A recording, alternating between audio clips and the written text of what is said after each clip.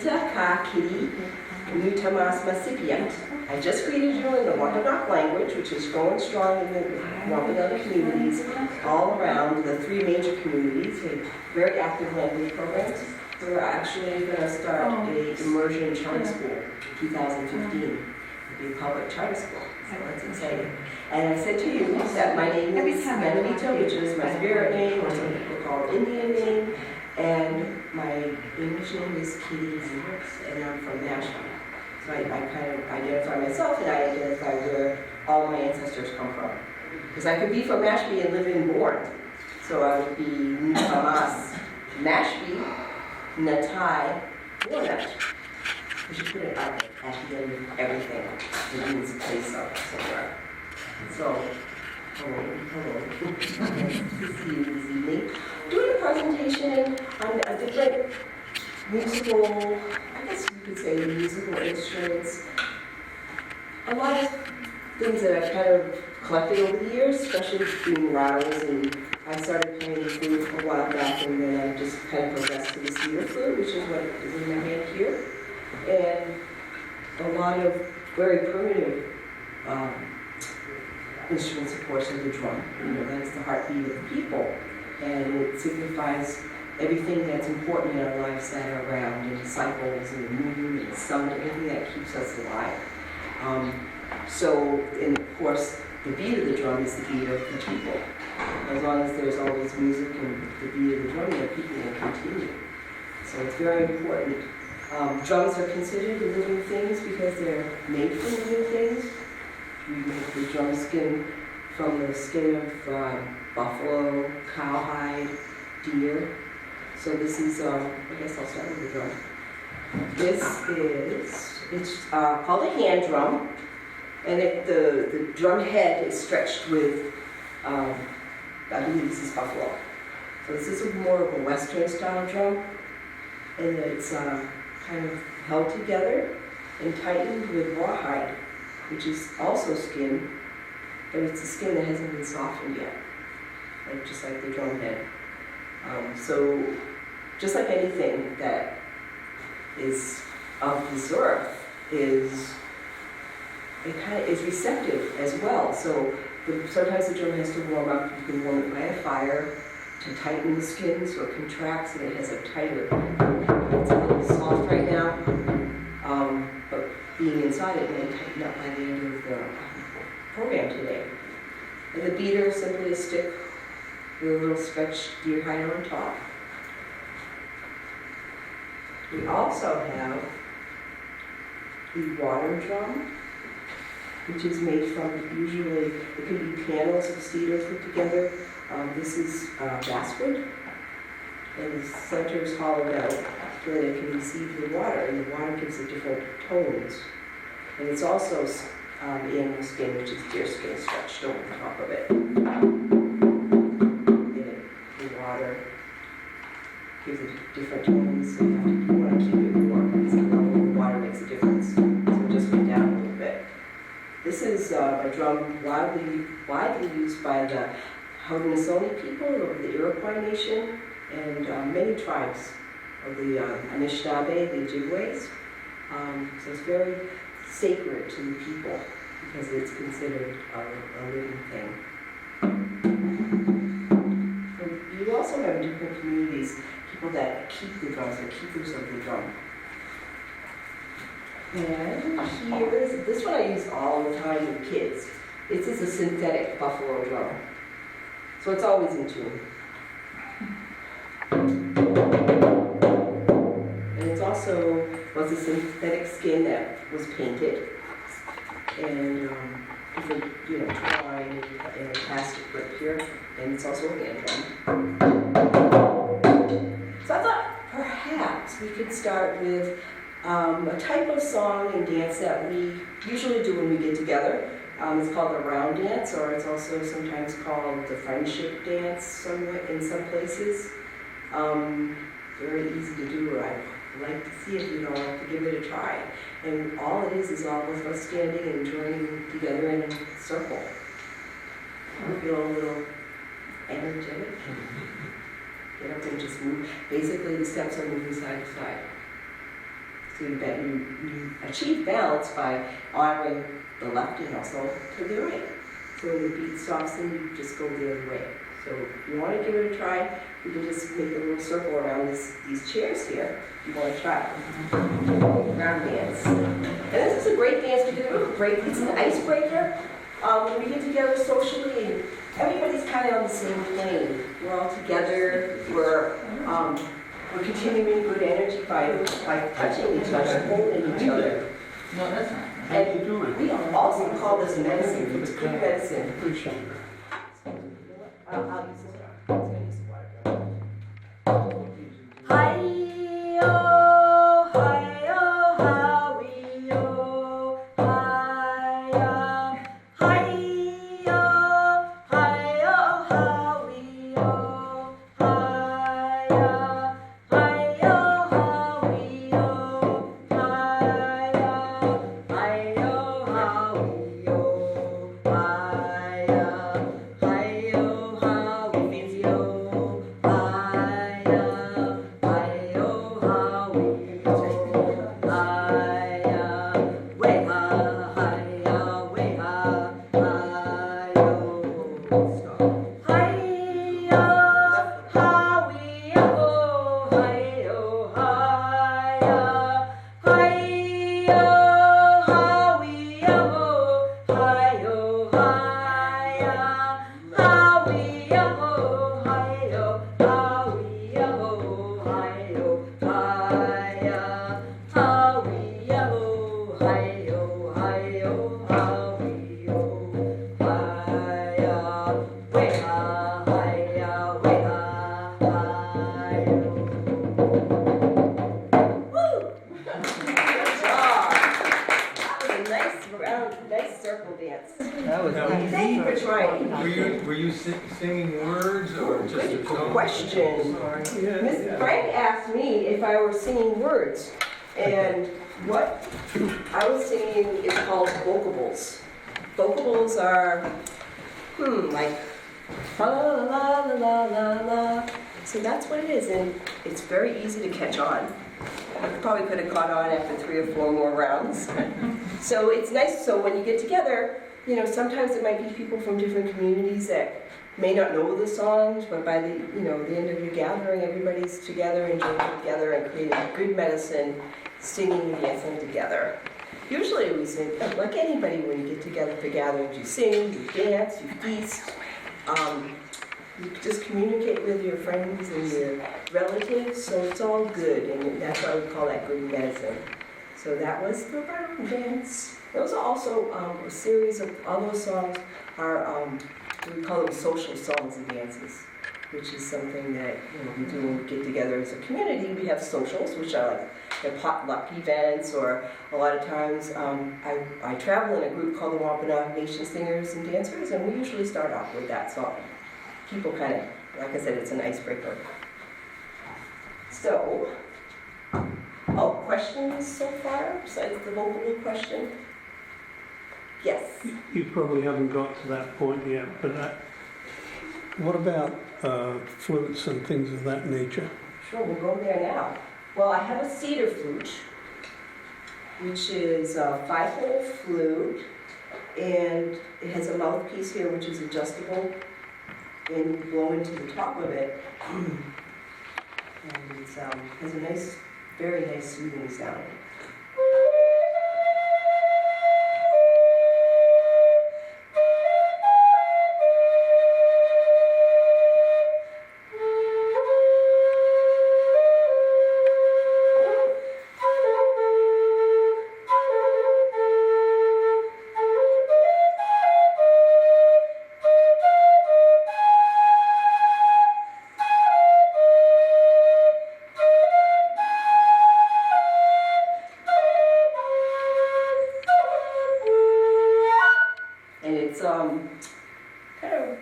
You're honoring the birds.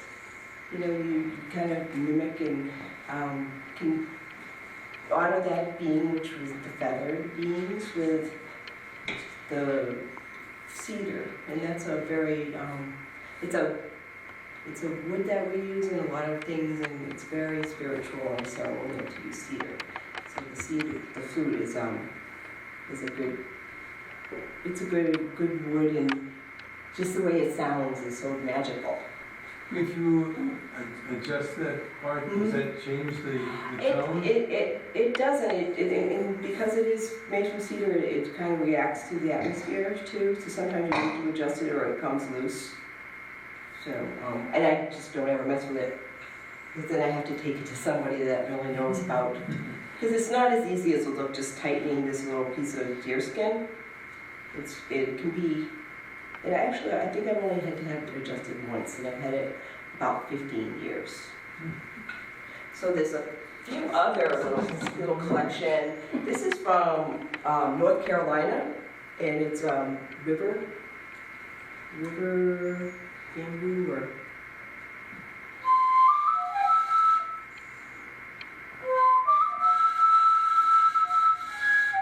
it's not really working so well, so this needs to be adjusted. This is loose. So this is the hole's a little, it's covered a little too much. But this is good for children. They can get a good sound out of it. So there you saw what happened, you heard what happened.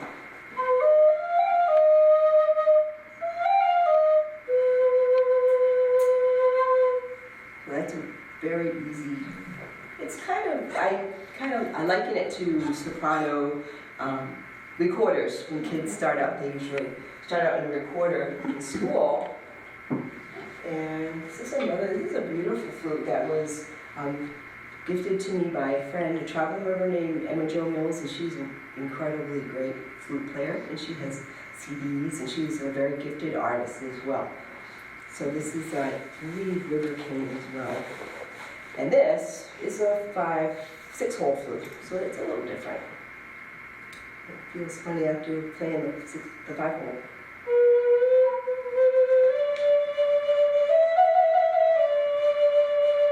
So you can see the difference in the words and the sound. I'd like it too if you, at some point, come up as I describe these instruments, and then you can come and check them out. Close-up. And this little one is from the South America. And it's more ornate. And it's very hard to play. You blow across like you would a silver flute. I'm play this in a long time. I think it's more to look at, but this needs to be adjusted too. But you blow across the hole. Like I said, it's more just something to look at. Which I can't get a sound out of it at all. What kind of wood is that? Actually, it's a bamboo.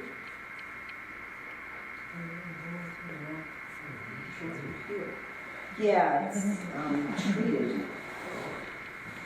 Seems to be treated. So I have a collection of rattles. This one being the most from, everybody says, well, when you have the deer, you use everything from the deer, and that really is true, because this is the leg bone of the deer, which is the handle, and some glass beads that would have been trade items, and they have some dew claws from the deer and deer toes. And that's really cool. That's very early. Then you would use gourds. We grew gourds for a lot of things. We grew them to put liquids in, to store liquids, but we also could make really nice rattles.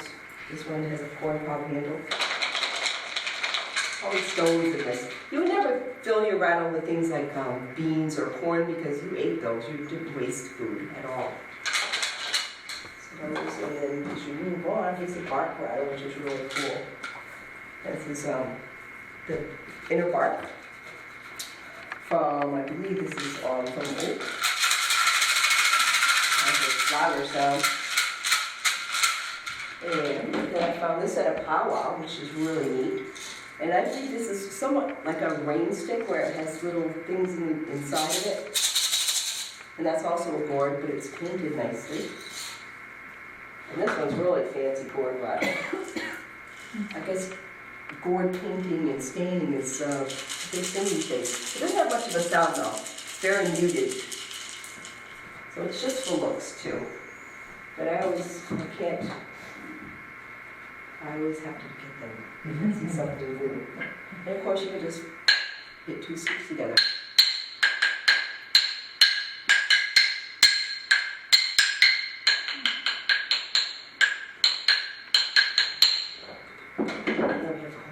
Rawhide rattles. And the kids really like these turtle ones because you can paint them. So this is all the skin of the animal that before it's softened.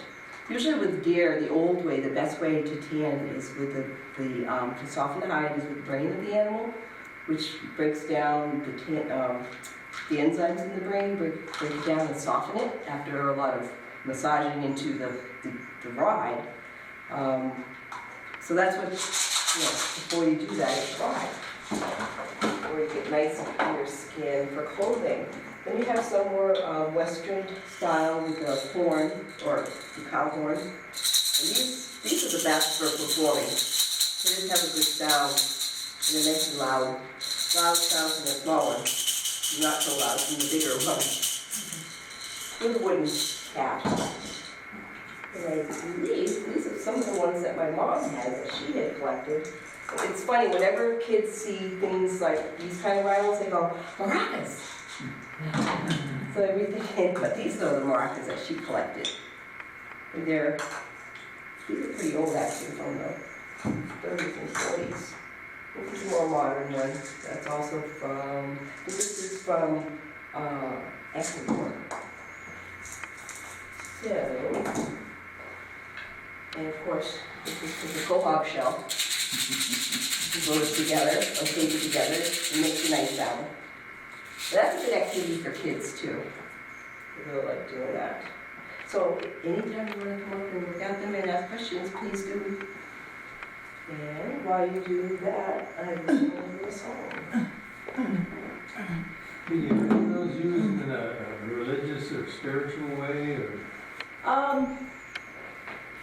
I'm sure, yes, but I don't. I usually use it for education and for socializing. Yep. Hey, question. Yes.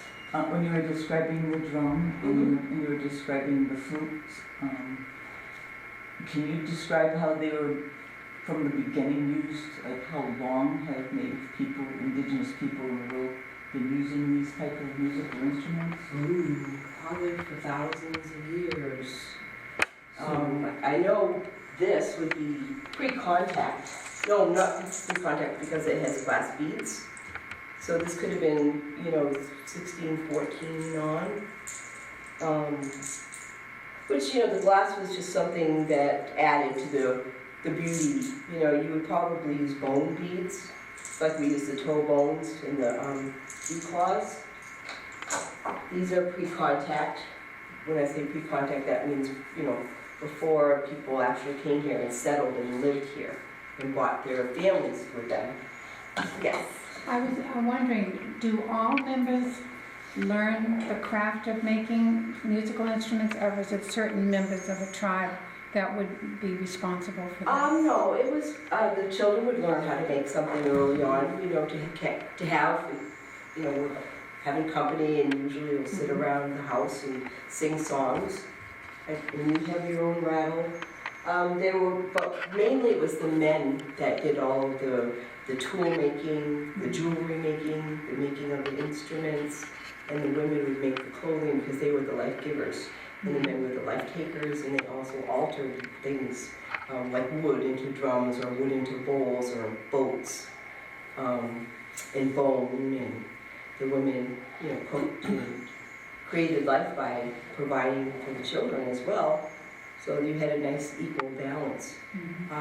But there is, I've seen and heard stories of, different kind of healing with rattles and maybe drums, with something that I don't know about because I'm not a medicine person.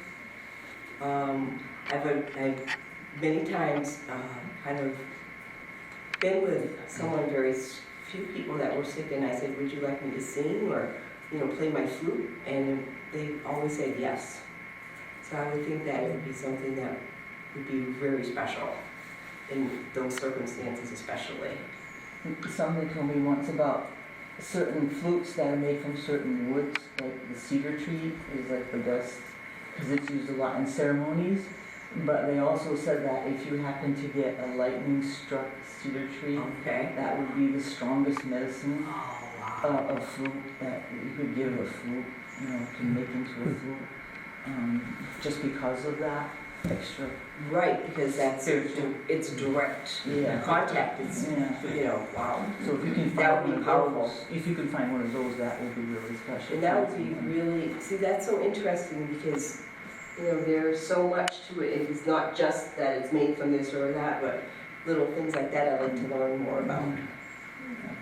When you speak about that, I heard several years ago a lecture up in Middleborough by a man from Maine, and he grew up making flutes, or he had to make his own. His father would not give it to him. He said he had to go out and find his own tree that had the right sound and the right wood, and when Wow. he came across it, he'd know it.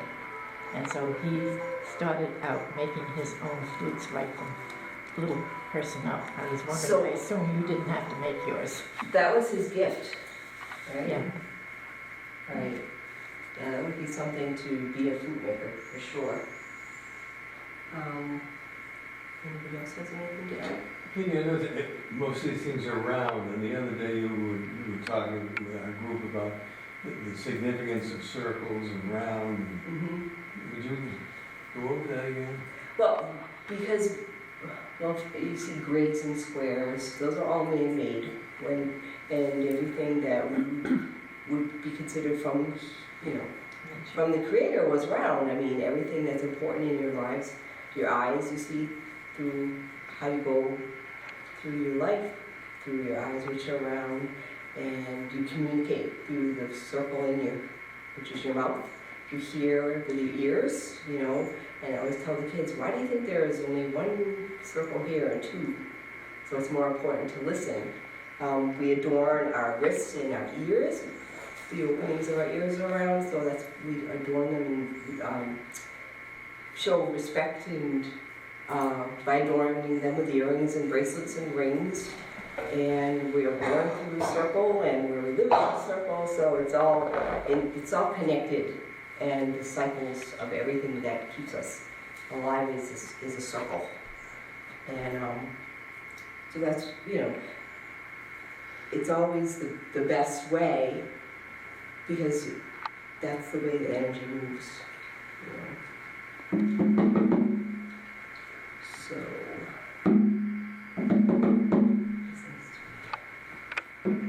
this is the mosquito dance, which a lot of kids like. And I'll just sing it for you. Sing it for you.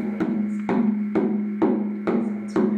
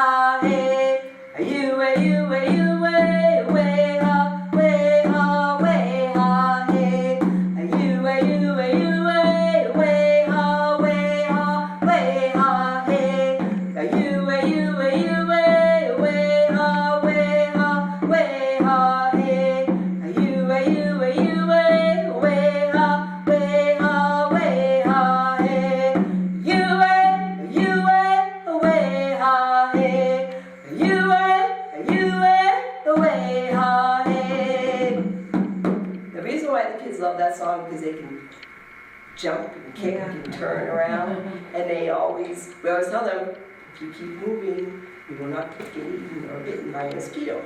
So we have to sing a little song like that for even those pests, those little pests, because they have a place in this world as well. This drum is not sounding the best, but as it goes on, it'll get better. What is the band That's, it's a strip of, thick strip of rawhide and it's wrapped with skin. Yeah, just pass it on. Beater, just usually a little knob at the end, it's all one piece and it's wrapped in deer as well. And you put the water in about half an inch of water. Then you soak the skin beforehand and then you stretch it on and put the ring on top. So it needs to, sometimes you have to adjust it a lot, tighten it, and sometimes if you use too much water, it's very dull. You have to get that happy place in between where it's not too wet and not too dry.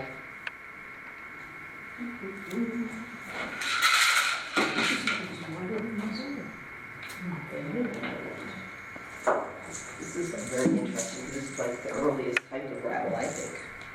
Besides the scored rattles.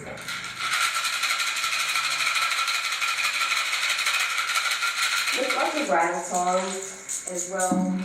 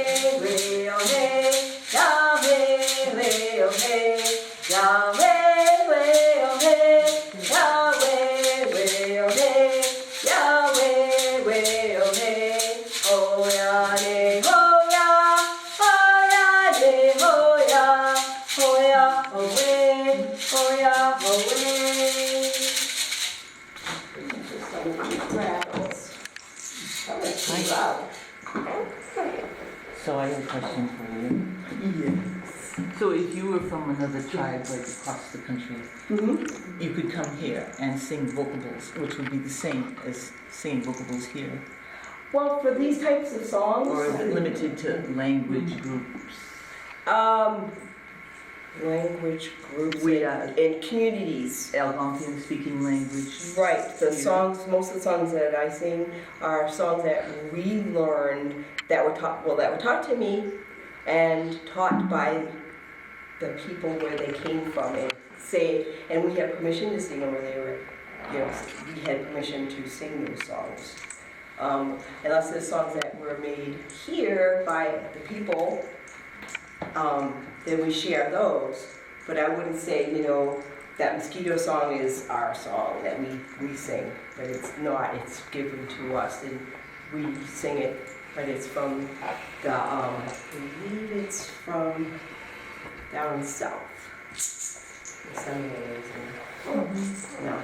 Now, from one tribe to another, is there a common language?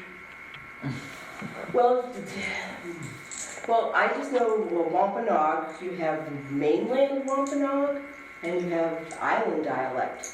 And very similar, but there's like the word for seven is different on the mainland than it is on the island. And just a few things like that. But the Wampanoag language is the member of the Algonquian language family, which is the largest native language family on Turtle Island, which is what we refer to here, this continent. So there's different kinds of languages. I'm thinking and maybe, say, you as a Wampanoag go out to, say, Shoshone or something like that. Would you be able to communicate? Probably not. Oh, probably not. Yeah. Until they started beating the drum, right? Yeah, right. Until So they started blowing the flute. Exactly, and that's what's unique, brings you together, is just that heartbeat again. Because just, there's so many, like there are places in Europe and different languages, the same is true here. There's 500, at least 500 nations, and within those nations, there's all different language groups. So it's pretty interesting that way, just learning the language. I've been off and on a student for probably at least 15 years. And it's hard because once you learn English and then to learn, like if I learned Wampanoag first, obviously it would just be so much more simple. Because there's so many words in English for certain things, for one thing. Wampanoag is pretty self-explanatory, especially place names and, you belong to, you're somebody's daughter or you're somebody's aunt, or, it's just more, it's more human, it seems, and personal, the language, to me. So is the language of drums in other musical pieces that are played when members come together, are they different than another group's language of drums? Well, the songs are different, Yeah. and the drum itself is different. Oh. Western, from the Southwest, there's just so many different kinds. And this is what I just kind of touched upon because it's what I'm familiar with, being, performer. And I'm just learning all the time. I learned so much tonight already, and it's all about the sharing of information, and because it's just very complex. And the things that are, what is known and what you're allowed to know, because some things are kept close, because a lot of things are, taken in commercial, they're just used in different, negative ways. Maybe can I add to that? Yes, you can. Sorry. It's just that if you can remember hundreds of years ago when all of a sudden we had all of our music, all of our language, all of our culture, and then we were to drop it. And so for generations that was not there. So when we tried to revitalize it and get that back again, we don't really have a lot of resources. So what we did at first was just grab everything from our neighbors. Even out west, we would go out there and learn things and bring it back here. Right. And now as we're learning our own ways from different historical things, like maybe our prayers or certain ceremonies that were kept secret, we're starting to get our own identity back and starting to use our old things back. But like she says, not everybody is knowledged in that. So when we do have things like this, even our own people, just because a person is Wampanoag standing over there doesn't mean he knows everything there is about Wampanoag. There's always room to learn more, but it's kind of a new experience for us this past 100 years at least, maybe, and we're all getting these things back. Right. And it hasn't been easy. We've had a lot of comments and things like that, but the whole thing is, it was always in our heart. We just couldn't get it out. We always felt this. We hear the drum and feel that beat. We listen to the raindrops and know that it meant something. We hear these birds sing in the morning and try to imitate them. And that's what our ancestors did. So that's starting to come back. And spiritually, we're starting to be strong again. If that helps add to. Oh, it does help a lot because, having like everything's just like, but like you said, imitating is because that was your world, And what I did, like when my sister Carol said about, borrowing and learning from other native tribes, because we weren't immersed in it growing up, and we're very lucky now that there's a generation that is, or maybe more than that. So they have, like my great aunts and uncles, it was like a pan-Indian movement back when we were talking about, acquiring and learning about Native history and culture as being all just one type, with the headdresses and, all these, like, all men wear those, don't they? And just, by learning that, of course we wouldn't have worn those type of things because we had lots of trees and, they get caught up in the trees, so we didn't all dress the same way. So the same with all of the things that were acquired, and a lot of things, because we are an oral people, we pass things down orally. So like when it was against the law to even practice any of those things, and it wasn't written down, of course.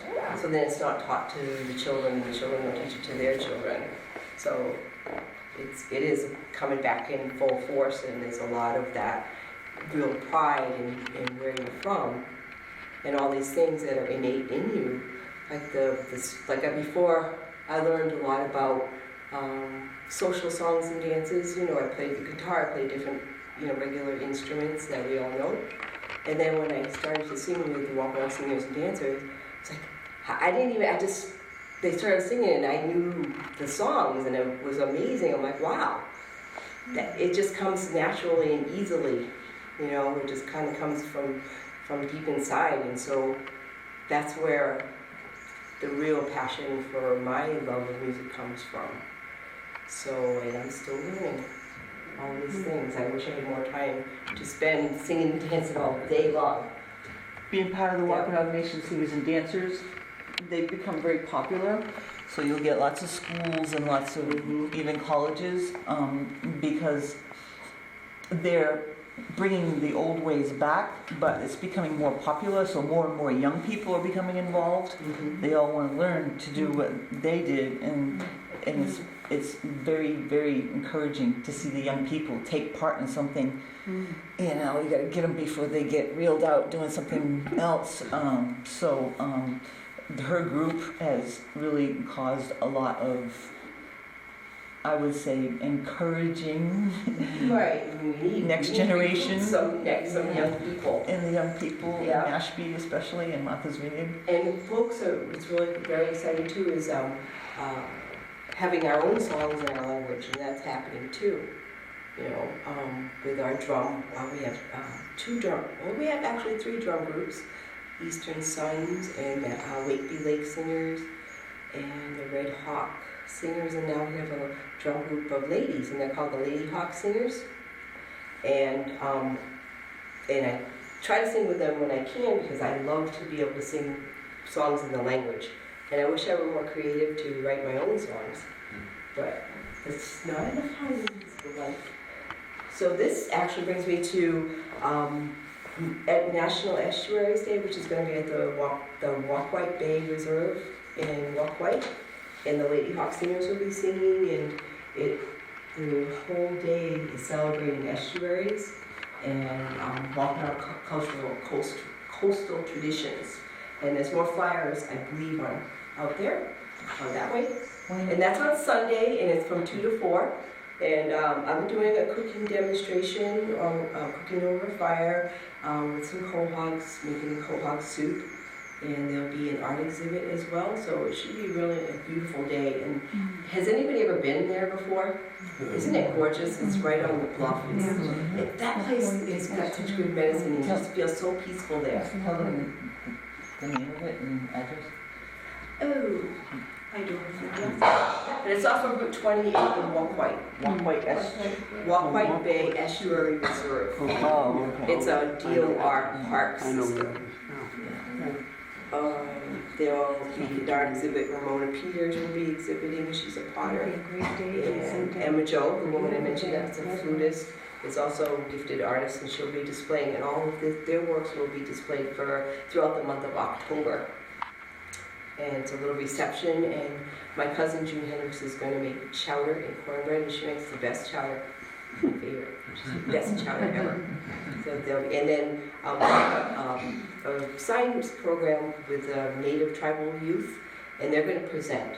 They spend a lot of time with that organization, just having hands-on science for the summer.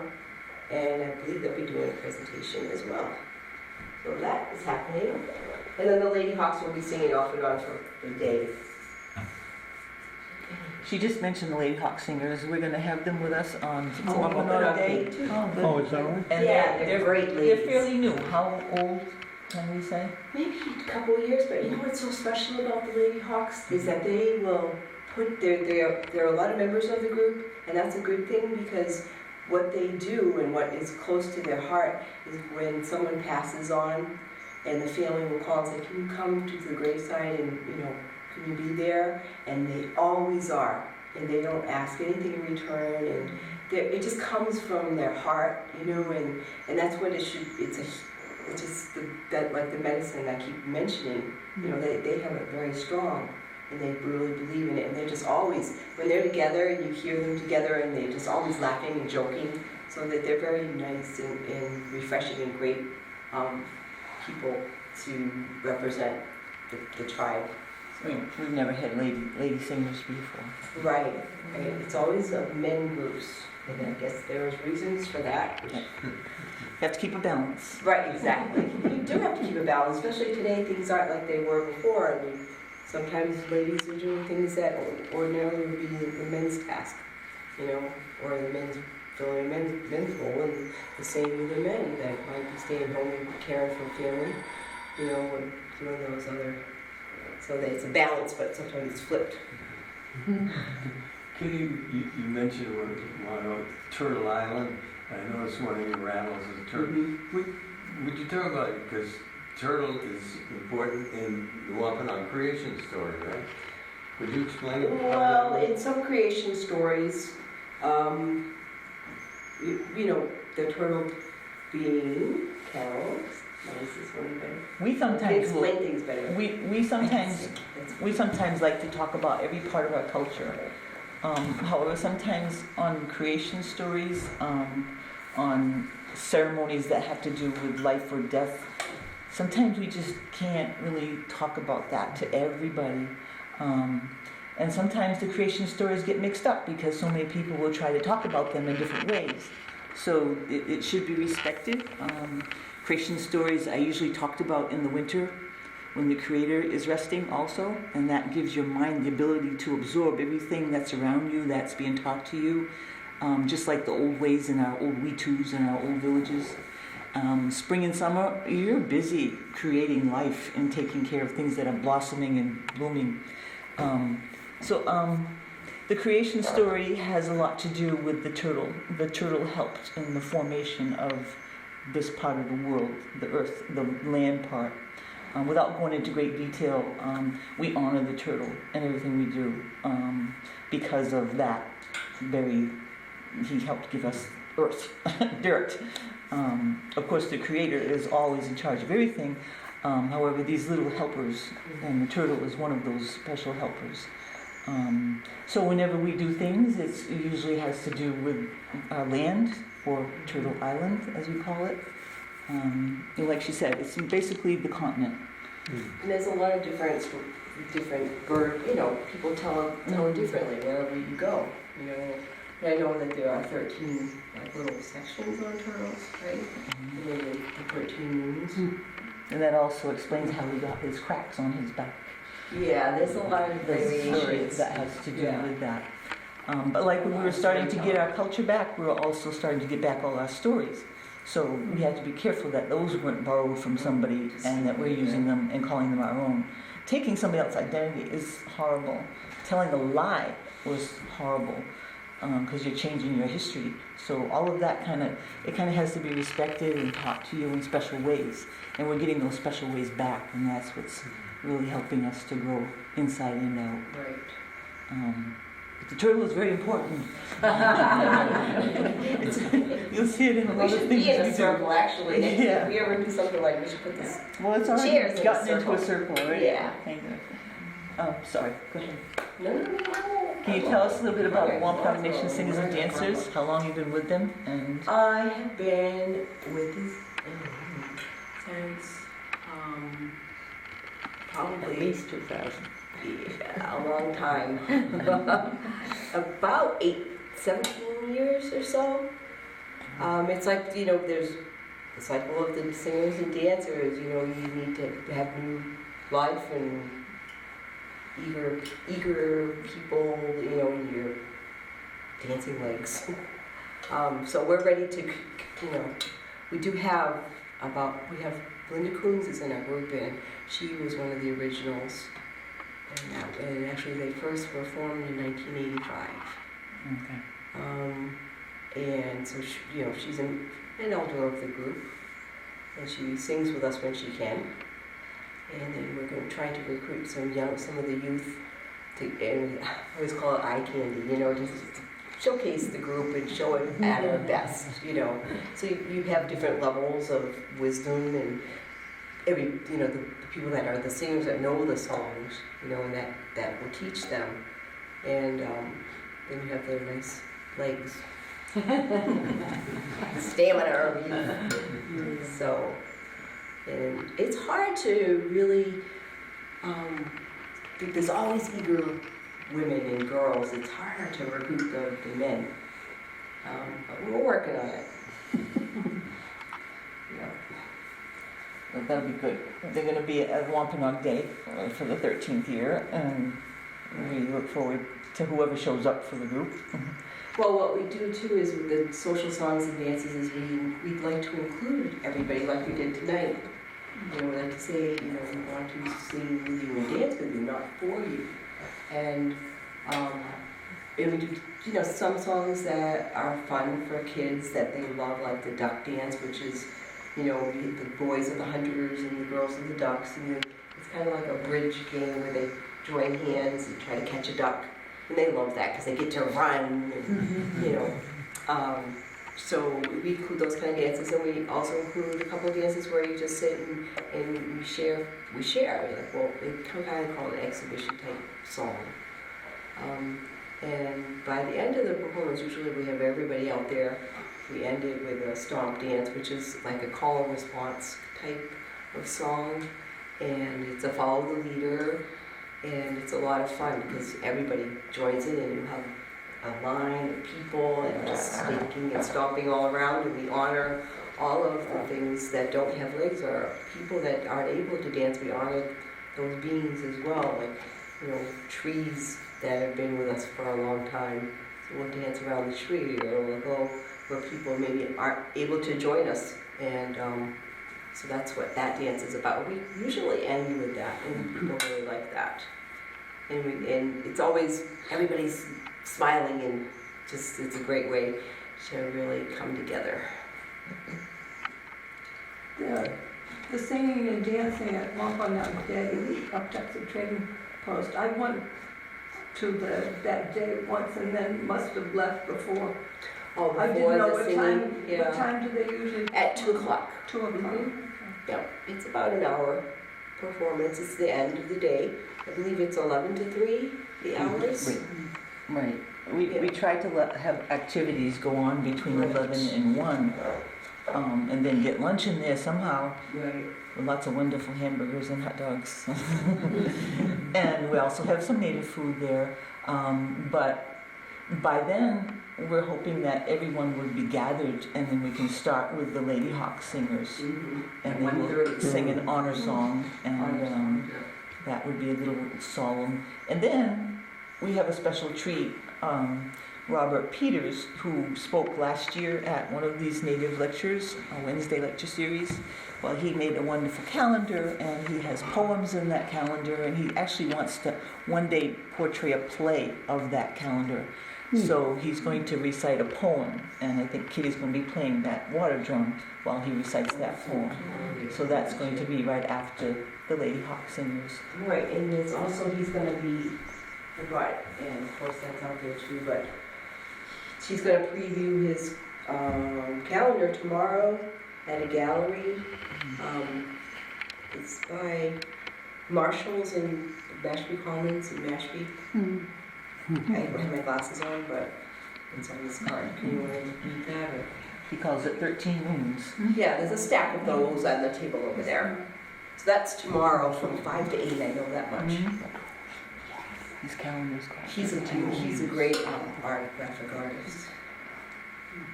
his uncle, his father was very much involved in people. I was fascinated to see a documentary film on the revival of the language. Oh, right, yeah. It's very good. We're still here, yeah. Yeah, actually, the language department is ordering more of those videos, and we have them at the museum for sale. Where do you work? Oh, I work at the Mashpee Wampanoag Museum. And we are open Tuesday through Saturday from 10 to 4. And we just have been constructing a bark covered house, which is called a leaf cube. And we have that. We're going to, you can go through the museum, which has the native whaling exhibit right now. And we also have an exhibit which features all our sachems and medicine men, the traditional leaders. It's called the Traditional Leaders Exhibit. And it starts around 1916 to the present day with their, so it kind of gives, it's a timeline. And it's very interesting with the supreme sachems and the supreme medicine men throughout the years since the 1900s. Are you open all year? We are going to be open probably through October. To the end of May to October, through October. Tuesday through Saturday. Mm-hmm. Yeah, so come visit. Frank's group just came the other day and we had a fun time. That was so much fun. Yeah, we had the Mashpee Men's Club went up, and wonderful opportunity to see the exhibit about Wampanoag whalers. Mm-hmm. And Kitty and Jason did a fantastic job for us.